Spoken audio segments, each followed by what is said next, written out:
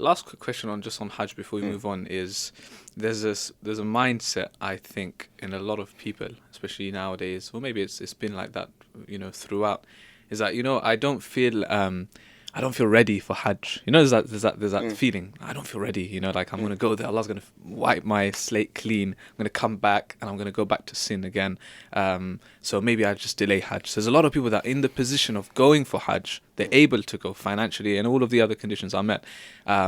But spiritually, there's that state of I'm not worthy, or I don't feel like going, even though they can. Yeah. What would your advice be, to those kind of people? Because at the end of the day, I don't think any of us are really worthy, right?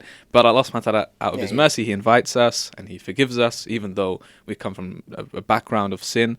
But what would your advice be to those people?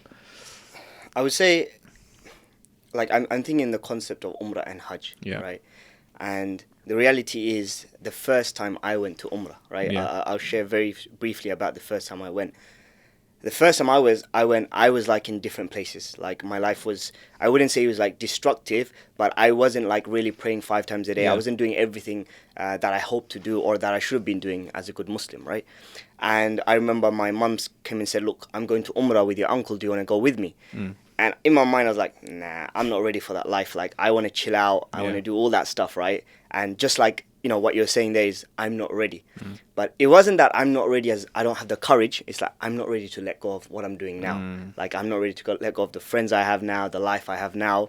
Because there's this whole thing that you can't have fun when you start to practice. Like, there's this whole idea that you can't have fun and you can't have friends and life won't be the same. And so I thought, actually, you know what? Let me test myself. Like, let me try it out. So I said to my mom, yeah, cool. But if I'm really honest, now I think about it, right? Even that, in some way, like somewhere, like in my mind, I probably just said yeah because I wanted to show others that, yeah, I'm going to go Umrah. Yeah, like just to be like, the cool guy that went to Umrah at an earlier age, right? So I went there, and I remember even on the plane, I put my ihram on, and I'm like, what am I doing? Like, where am I going? And I'm thinking like, oh man, I've got to change things now.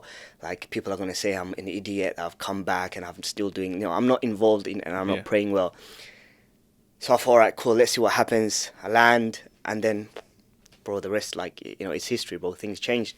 And, I always say to people, whoever are planning to go to Umrah, like, alhamdulillah, because it's been a few years now that I've been involved in things such as Umrah and Hajj, a lot of people come and say, look, how is it? And I say to them, look, those first 2 days, you're going to go through depression.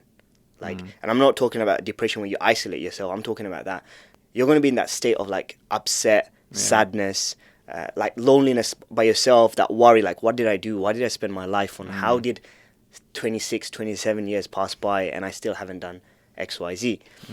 And the rest is happiness. Like, you go through that, you cry. It's like, they say that cleansing, right? Yeah. So you have that spiritual cleansing, but here you have that physical. You actually cry.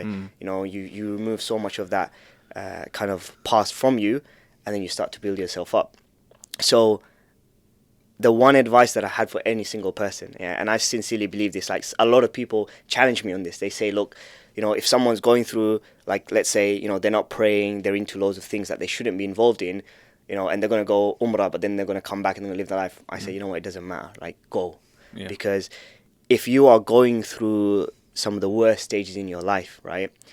Like, and I wasn't even there. I was like halfway, right? But even if you are like going through the worst kind of practices, let's just say, you don't know what could happen. You might go to Umrah, right? And you might see something. You might feel something. Someone might say something to you, and it might completely change the way you think. You'll come back from Umrah and you say, actually, you know what? I want to better myself. I want to do something else. I want to spend my life in a different way. So the advice I would say to people is, if people say to you, look, you're not ready, you're not going, even if shaitan says to you, you're not ready, right? Just test it out. Just take that trip. If you can, put something together. And not just for those people who are thinking for themselves, am I ready? But even for parents who are thinking about their children, right? I genuinely believe that if you have the means to send your children to Umrah, whether it's with you or in a group, like there's loads of good groups out there now, do it. Like, it is the best holiday or trip that you can send them on.